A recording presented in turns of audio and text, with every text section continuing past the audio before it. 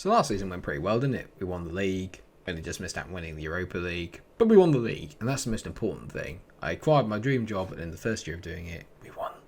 Today's video is the start of Season 17, but before we get into that, I'd like to have a little bit of your time just to talk about the save. I've been thinking a lot recently, and it's been correlated by the amount of views that I've been getting on the videos. And normally I don't really care that much about views and stuff, but obviously with the kind of fact that I've changed a lot in terms of the way that my output is, I need to kind of be ready for FM21 when it comes. And I don't think we'll be able to finish the 30-year career, is what I'm trying to say. So instead of the 30-year career, I'm going to make it the 20-year career. So it still stands for TYC. See what I'm doing? I hope that you understand that. But the other thing really in terms of the save is that it's escalated a lot quicker than I thought it would. I mean, I'm at Liverpool. I've just won the Premier League and I've only been in management 17 years with no qualifications. I'm now really, really overqualified. I've got a ridiculous CV. In all fairness, what more can I really do? And I don't want the save to become a bit more tedious. So really, I've got 3 more years, including this season coming up.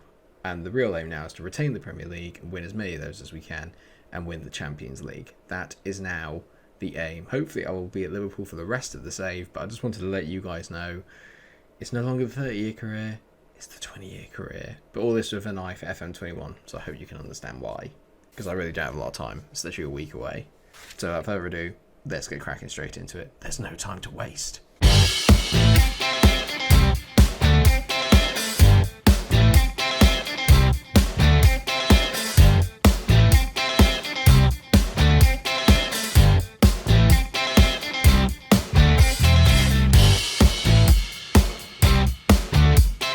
There really isn't any time to waste. How did I spend my summer? Signing players, as always, and letting a few go.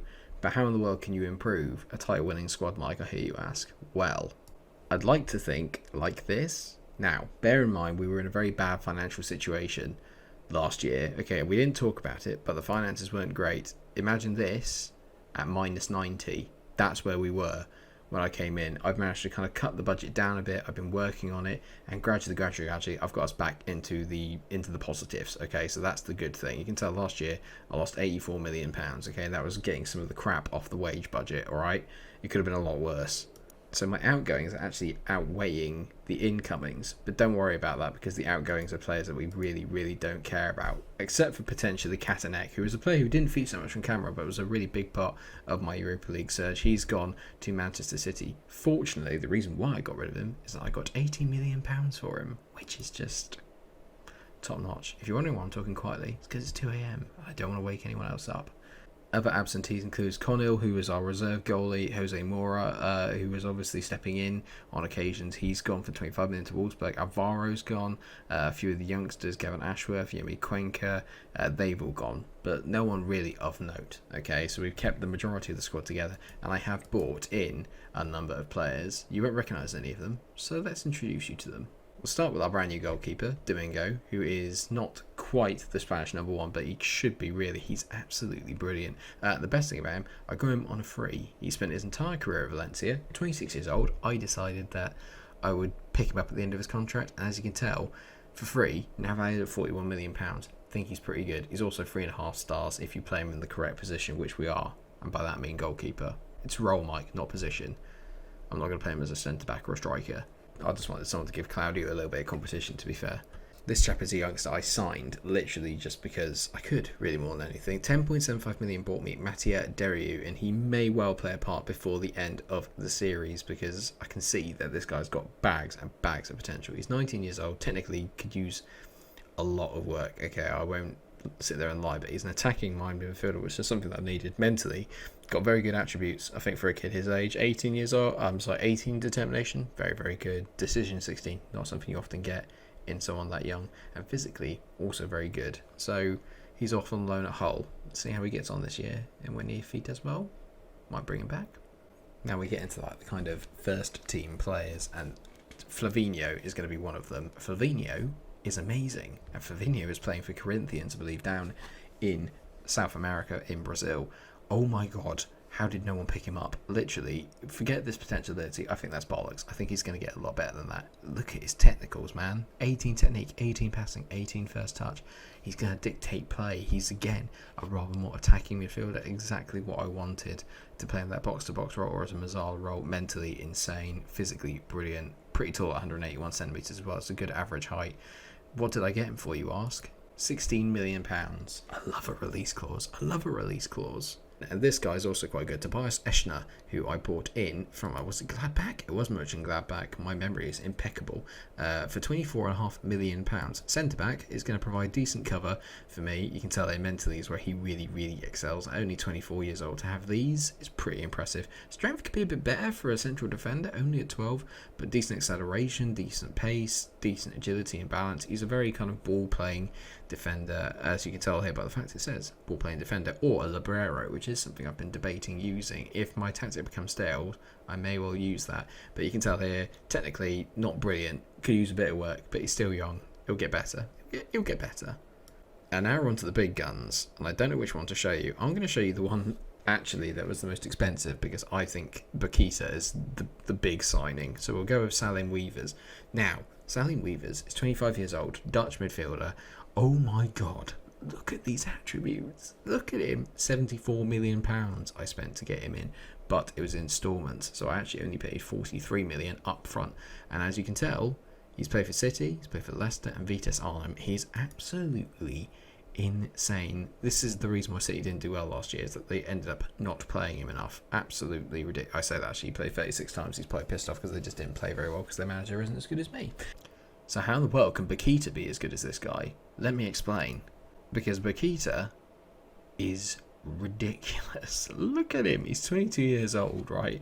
Brazilian, centre-back. Can play as a defensive midfielder and a midfielder central. Forget that. Just look at him. Just look at him. He's 4.5 stars. He's absolutely ridiculous. 18 positioning, 15 vision on a defender, 16 tackling, 16 passing. Very good. Heading not brilliant. First touch 17. Again, a really, really cultured defender to go alongside Aguilera or Ramirez or Max Ross or Eschner. We are stacked for talent. Absolutely stacked for talent. The best thing about this is I got Bakita in. How much did I sign him for? £13 million. £13 million. He played at 7.79 last year. He's only played at below a 7 twice in his career, and that was when he was a lot younger, which seems ridiculous considering he's 22 years old now. I am absolutely delighted to have this guy on board. Insane. So a very strong team overall, and we're not going to muck about today. We've got our first Champions League draw with Liverpool, okay, and we are in seed pot 1. Okay, so we're seeded first, which is excellent news. So let's quickly fire through that. What group are we in? We're Group C. Okay, this is good. Newcastle are Group F. That's because they won the Europa League, didn't they? Bastards. Right, so who could we get here then? None of the English teams. So we could get Atletico, Sociedad, Lyon, Dortmund, or Barcelona. No real preference. I would have preferred not Barcelona, if I'm honest. So we've got Barcelona to start with. Oh god, Hertha Berlin are in here. In seed 3, we could get any of these teams. Hertha Berlin are at first, thank god for that. Oh, Porto, that's not exactly easy either. Dynamo, okay, we can cope with that. We should win the group, or at least come second in the group. I was confident until that happened. Now I'm feeling a little bit tender. You're probably also wondering, well, what the hell's going on in the league, Mike? What's happened? We've won 3 out of 3, and we beat Arsenal in the Community Shield, and Arsenal is the team that we're going to be playing today away at the Emirates. I thought I'd bring you quite a big game to kick off our season. We've had quite a decent start. Leicester, Burnley away, and Huddersfield, not the hardest of starts, and I have to say the fixture list is still particularly quite kind until we get to Tottenham, Chelsea, Everton, and United not far afterwards. So we've got difficult fixtures coming up, but so far we're doing all that's required of us. And to be fair, there's a big game going on already today. It's Chelsea, who are top, obviously, take on second place Tottenham. So that's a big game for us to keep out. And then we're probably have a really big game of the day against Arsenal, who have currently made a decent start. They're down in 8th. But Chelsea are the ones to watch this year. Again, they seem to have really put together a decent team. City as well look like they're in the mood, but it's only early days yet. And the big news is that Spurs actually beat Chelsea, but City go top, probably on goal difference. They have one player that I really want to bring to your attention because I really wanted to get him, but Donald Sutherland looks flipping ridiculous. Not so much here, but everywhere else you want in a winger. He's absolutely amazing, considering he's 21 years old. He's Scottish as well. Scotland have got a ridiculous team. I was going to say let's have a look at the new team, but to be fair, it's not really that different to the one it was last year, apart from a couple of the new boys aren't playing, and they are mainly Bokita and Weavers. Other than that, it's the same team that did so well last year. There's no point in changing the team if they played that well. So, Claudio's in goal, Galinski's at left back, he's already got himself off the mark this year. He is turning to one of my favourite players of the entire save. Aguilera and Bokita now are in the middle. Rossi still retains his place at right back, he's also got himself a goal and has been in scintillating form to start the year. Garavano and Weavers make up the two in midfield. Then you've got Yao on the left, Steinson in the middle, Kuka on the right, Schneider up front. Yao's actually made a decent start to the season, so hold on to your hats. He might not be rubbish. Right, okay, so looking at Arsenal, they've still got Gerolnik, they've still got Gavin Barnes, Reynard. They did a job on me last time we played them. Hopefully that won't happen this time. I'm going to passionately say I expect nothing but a win from this match to keep going. Arsenal aren't the force that they used to be. The only thing that makes me think that we might have a struggle here is because it's away from home. Okay, we're on the break here. Steinson, great ball to Schneider, who's already got 3 for the season in 3 games, as you would expect. Roland Schneider does right through the tackle. That's definitely a penalty. There's got to be a penalty. He's obstructed him. It's a stupid tackle. There was no need to make it. And soon as Kuka is going to step up, and he's usually so reliable from the spot, Kuka... was it ever in doubt? Never. Soon as Kuka makes it 1-0, it's his 3rd goal of the season. All 3 of them actually coming from the spot. Strangely, we've actually seemed to have got a lot more penalties in the way this year. I don't know if that's because people think that they're taking us out is the best way to play against us. I'm not really 100% sure. We've just got so much danger going forward. So many great, quick dribblers. I think that people are just scared to touch us. Do you know what I mean? We've actually scored less goals than anyone else in the top of the division. We've just been kind of grinding games out. Very much like Liverpool in real life. Never really excelling, as it were. We just get through the games and just grind through them. And hopefully that will just continue because it seems to work for us.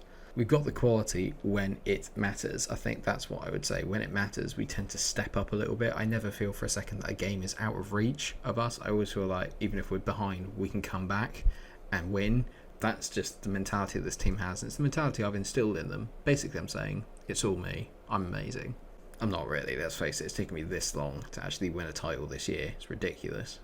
They've mucked about with it though here, and Arosi's won it, but Kuka's got to win that. He has, of course he has. It's Kuka. Garavana back to Arosi, back to Bokita. Bokita, lovely ball to find Schneider. He beats it. Yao, come on, Seydu. Yao, oh, for God's sake. New season, same old Seydu. There's got to be a pun I can make about Yao and Ow together, as in Yao. That hurts. That's poor. It's poor. A bit like his finishing. Another highlight here, just before half time, 43 minutes, and we've hit a long ball over top there by Rosie into Kuka. Kuka drives at the defence. Kuka, I mean, oh my god, Roland Schneider's got one as soon as Kuka. I don't know if you can count that as an assist, but they've said it is. Kuka just shot from a ridiculous angle, and somehow it's fallen to Schneider in the middle. The guy is just a goal machine. There's no getting around it. He averages at least 1 a game. He's phenomenal. I still can't believe we got him for 45 quid. I mean, yeah, actually, to be fair, Saizano, that's a really poor save. That's a really poor save. You can't be spilling it back into that area from that angle. You just can't be doing that. And they've been made to pay Arsenal for some poor defending, some poor decisions, and just 2 really poor bits of play. We've capitalised on both of them. 2-0, cruising at the Emirates. We've not even looked like we've been in any danger. It's been brilliant. What a half. And I've said, just go out there and do it again. My only thing, and the only thing I'm slightly worried about, is... are we good enough to win a Champions League? Is the squad big enough to win a Champions League? I made sure that I brought in central midfielders this year. I had to bring them in because last year I was really rotating off of 3 central midfielders. And the thing is that we need to have... that's a great finish by Peter Voskamp. And naturally we've conceded from a set piece. Some things never change in the save. 17 years and I still can't defend a free kick. I mean, Renard, it's a good ball in, but there's literally just no one following Voskamp. To be fair, it has to be a sensational header to get in from there. But I'm a bit pissed off that no one decided that they would mark him. What's that about? And now, I'm a little bit more panicky than I was. Seydu Yao, it will surprise you to know, is playing at a 6.4. 6.5. It's going up in the world. Arosi on the ball. If we could just get a third and map this game up, that'd be amazing. Steinson has given the ball away. And now it's down to Gerolnik. I'm concerned. I'm officially concerned. I'm definitely concerned. What is that from Cristiano Aguilera? That's a brilliant save by Claudio to make up for Aguilera's gaff. What is that about? What were you doing? Right, 60 minutes to go. Seydu Yao is coming off because he's been terrible. And Camps is coming on. Camps has been very good, to be fair, when he has played. So let's get him on that left-hand side. It's got a sensational delivery, Camps. So if we can get some set pieces, whip them in, we are quite dangerous from them. Not as dangerous as Arsenal, as Bandiogo whips the ball in. I have no idea if I pronounced that right, by the way. I think that's about right. Benali, great tackle by Rosie, needed to be, and I'm glad he got away with that. But they're pressing here, Arsenal. I'm in a little bit of trouble here. Whips it back to Cookson. Get at him, guys. Oh, they've worked it well there. Gavin Barnes is in. Gavin Barnes tees it. How has that not gone in? I really thought he bent that into the far corner there. We've been really poor. I just want to get out of this with a win. I just want to get out of this with a win. I'll do anything just shut up shop, get out. I mean, going away to Arsenal and getting a point is good. Getting 3 is sensational. Unfortunately, Lewis Claudio is playing at 7.2. He's had a very good game today, to be fair. Nothing he could do. I shouldn't have said anything. Oh, I should have done. Claudio's amazing. What a save. To be fair, actually, ever since I brought in the other keeper, who I can't remember now what his name was, which is really poor of me, he's been brilliant, Claudio, so I think it's worked. That's a great ball. Ernesto Camps. In all fairness, anything Claudio could do, Salzano can do better down the other end. Domingo. It was Domingo. That's the name of the reserve goalkeeper. You guys wouldn't know either. I say reserve. He's just as good as Claudio, but Claudio's won a title with me. So, do you know I won a title? Did I tell you? Have I told anyone? I think I've told everybody. That's a disgusting tackle. I think Benali is about to get himself sent off. No, he's just given a warning. Well, it was definitely worth the highlight then. Come on, mate, whip it in. Arosi to Garavano. Don't give the ball away. Schneider into Camps. Camps goes around 1. Goes around 2. Ernesto Camps. It's another brilliant save by Salzano, but Camps has done more in the last 2 minutes there than Yao did all game. So I think Camps might have to starting on that left-hand side. Either way, a 2-1 win away at the Emirates. I'm absolutely delighted with that. Passionately say, a very nice victory. Well done. Normally I'm a lot more, but because it's so like late at night and the fear of God's been put into me because I don't want to wake my sister up. That's why I'm a bit quieter than normal. I'm sure you're all enjoying it. And that is great news for us because that keeps us in touch with everyone at the top of the table. And as much as I want to show you my first Champions League game with Liverpool, I do feel that, like I said at the start, we got to step on the gas a little bit. So I think what we could do is we could do back-to-back episodes, actually. I think it would be quite good. So let's do Tottenham and Barcelona because that's a big one. Then after that we can do Chelsea and Everton because again they're 2 really big games. So I think those are the ones that make sense. So it's going to be 2 back-to-back episodes that are going to be really, really important for the start of our season anyway. So I hope that you can all join me for those ones. It'll be brilliant. I can't wait to take on Barcelona and see just how good they are. We'll have a little look at the rest of the save as well towards the end of the career, see what's happened over time. But for the minute, let's just focus on us and let's focus on getting through this really difficult Champions League group. Is it really difficult? Are we going to struggle to get out of it? Let me know what you think in the comment section, and thank you so much for watching the episode. Of course, if you have enjoyed it, then please do drop a like on it, share and subscribe, and until I see you again when we take on the big boys and Tottenham, stay cool. Shade throne.